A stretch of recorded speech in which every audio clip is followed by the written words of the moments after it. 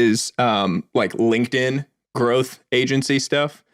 Massive opportunity here. I mean, like you guys know a couple of our friends, me and a couple of friends are starting like a spin-off agency that's just going to focus on LinkedIn because it's a massive arbitrage opportunity right now in audience growth. Twitter has become a lot more saturated because of the like Threadboy thing and how many people are going and doing it. LinkedIn, like you can go post a few things and immediately be like getting to 10K plus. And for founders and like business builders, there's so much business on those platforms. It's huge for recruiting. So basically, if you were to go start this, the way I would do it, I would go to someone who has a Twitter presence, and you can go create like TweetPic, PIK is the like web service that I use for it. And you can basically just turn tweets that are like proven with social proof into these like carousels on LinkedIn that are the big growth hack on LinkedIn.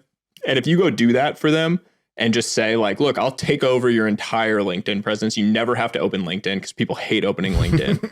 And you just go and create carousels for them off of proven tweets and then go post it for them like 2-3 times a week. Off their tweets? Yeah, off their tweets.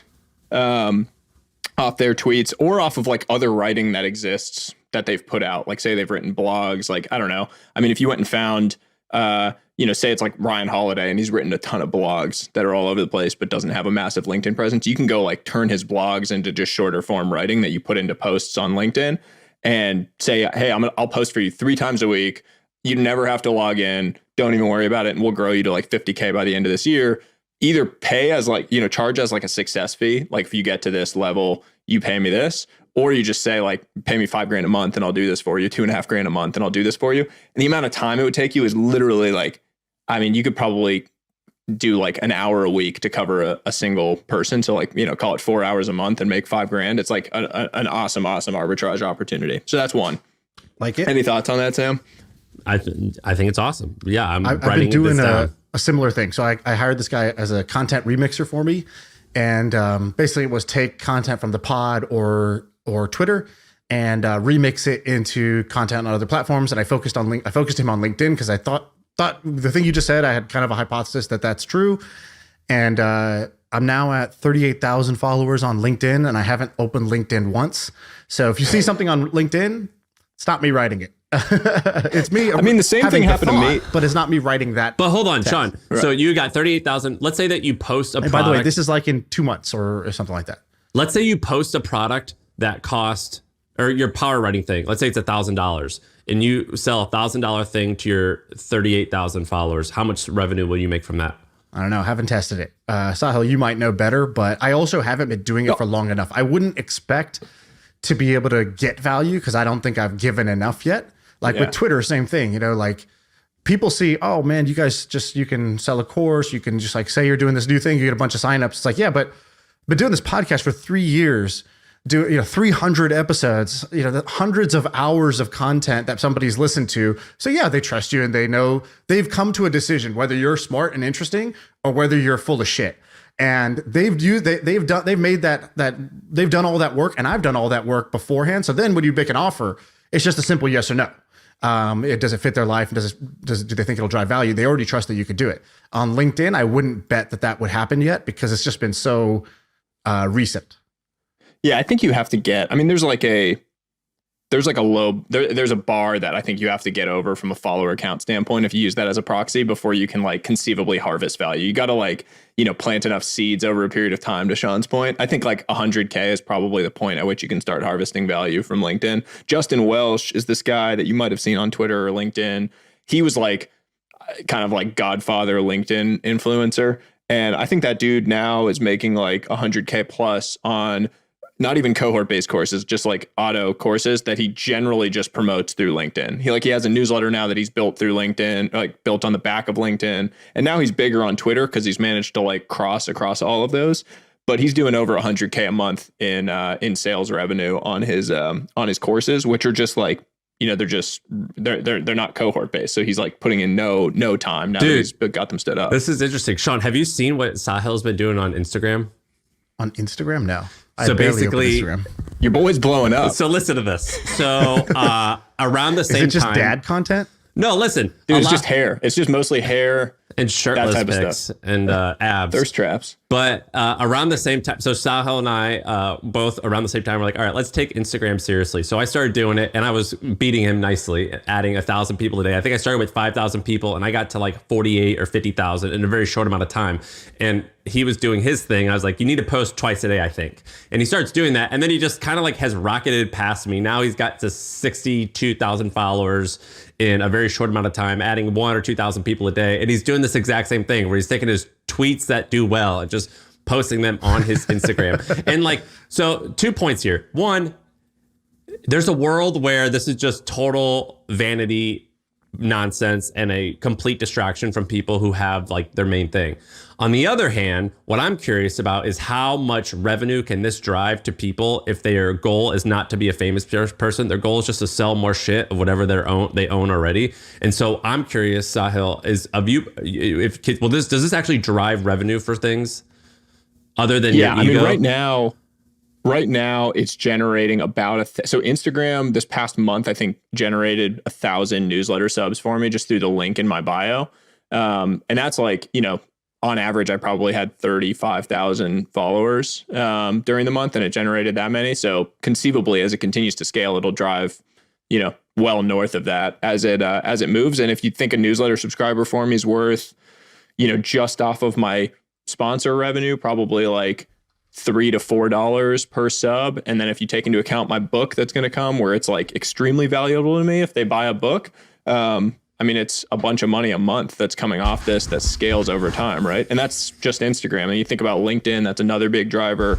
All of these platforms. So there are ghostwriting agencies. There are people selling products mostly on Instagram without ever posting like their face. These guys are literally like making carousels of images and stuff, and they're doing 50 to 100K of revenue through it. What's an example of that? There's this guy, Dakota Robertson, like Wrongs to Right, I think is his like Twitter handle, and maybe that's his Instagram handle too. And he's got like, I don't know, 250,000 followers now on Instagram, and like blew up real fast there just from posting his viral tweets over to Instagram. Like almost never shows his face. And dude has a thriving ghostwriting business through this. Gotcha. I'm torn because on one hand, you are like perfect execution of a strategy that I now hate. And so I'm like, respect to you, but I'm like, I don't even want to talk about this because I know what's going to happen is there's now going to be 9,000 new people who go, this podcast is going to breed 9,000 new people that are going to go be like, this is my thing. I'm going to do this. He said I can make, X amount of money per month, and their execution is going to be nowhere near yours. And in general, this is it's like a pathway that definitely works, but it's like the soul sucking. The soul sucking. It's like the window of like opportunity is closing, and it provides. Well, I think the window of opportunity value. is closing. That's an important point. Yeah. I do think look, I mean, when I started writing the threads, I mean, Sean, you were the same way, right? Like any thread you wrote would blow the hell up early on because there just weren't that many of them, and so it's like a market. It wasn't saturated. Now it's pretty hard to get a thread to like really take off unless you're doing the 10 YouTube channels that will change your life for free. Yeah, but that's his Chrome point, extensions. which is the things that it's like getting fit through power walking. Is power walking going to burn calories? Yeah, for sure. Are you probably not going to get injuries? Yeah, but you have to look like a doofus doing it in the process, and everyone in the neighborhood is going to know you as that weirdo power walking. You know what I mean? I'm guilty of this too, right? Like I did this strategy as well of being like, oh, I'm going to create content for fun initially, this podcast, Twitter, that sort of thing. And then, oh shit, okay, if I kind of sell 5% of my soul or 10% of my soul to the algorithm, I think I can get this bigger. Okay, I started doing that. And then it's like, oh, I can make good money doing this. And I, make some money doing that. And that feels fun. But I just want to say as a public service announcement, there's some people who are going to go do this. But let's say you're somebody who's awesome. I'm just going to say this now. This was awesome to do when it wasn't figured out. Now that it's figured out, this is certified official small boy stuff, and I do not recommend this to anybody else.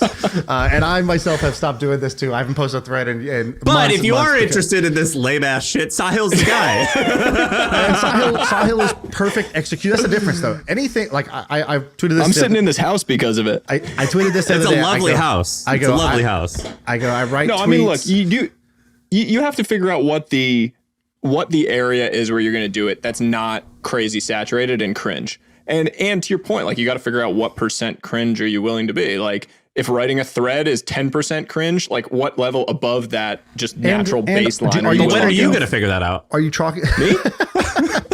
What? No, I mean, but like I'm willing to accept that already like 10% of people just immediately see it and are like, oh, this is super cringe. And then you just have to decide like what level you're willing to go above that. If 100% is like 10 Chrome extensions that'll change your life, and 50% is like, here are like the TED Talks that changed my life. What's like 20%? Is it some of the stuff I post? Probably. And like, if that helps a few people out there and like a bunch of people get pissed and think that it's not for them, I don't really give a shit personally. Like if I help one person and, someone hits me up and says like, hey, that changed my perspective on X, Y, or Z. That's what Gary Vee's been doing for decades, man. That guy's a legend of putting out content that's like listicles and like motivational stuff. Tony Robbins, like Grant Cardone, these guys, like they get hate because it freaking works and it helps people. Right. So I don't know. The thing I would say, like, have you ever been to a Tony Robbins event?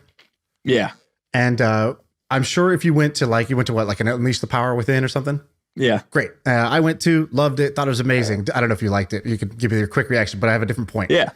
I love it. I mean, I love Tony Robbins stuff. Me too. And he gets on stage and he's doing all the things that you could criticize somebody for. He's clapping. He's saying, get up and jump. He's saying, when I say, he's going to ask a very basic question and the only answer is yes, but the whole crowd says yes, like a cult. And you're like, oh, he's doing all the things. But he's doing it at like an A++ level. He is probably, in my opinion, the best public speaker I've ever seen.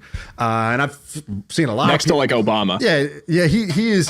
I think he's even more powerful than Obama because Obama is smooth, but Obama doesn't get people. Tony Robbins will get you to walk across coals and like shout your greatest fear out loud. I've never seen Obama control a crowd for 12 straight hours like Tony Robbins will do at an event. But here's what happens. You look around in the crowd and you're like, there's a whole spectrum of people. At the one I was in, it was like there were celebrities there. The guy from 300, what's his name? Gerald Butler. He was there. He was like right 2 rows down from me. I was like, wow, this is interesting. There's some interesting people here. And then in the hallways, I would meet a bunch of people that thought they were the next Tony Robbins. And they were life coaches and motivational speakers. And they were, change consultants and every cringe name you can think of.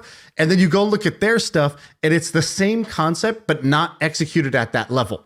Because they didn't have the hard-won life experiences that guy had to actually like create this content. They didn't have 40 years of sharpening their craft to becoming the best. They didn't have the natural talents and charisma and, larger than life presence. And so you can look at the best. You can look at the Gary Vee's and the Tony Robbins. You can look at you on Twitter and say, that's dope. I could do that. And some people, a very small number of people can do that. But for most people, they will fall into the pit of cringe because they're not going to execute it at that same level. They didn't have those hard-won lessons of actually knowing what they're talking about.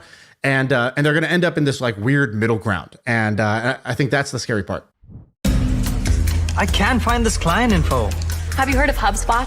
HubSpot is a CRM platform, so it shares its data across every application. Every team can stay aligned.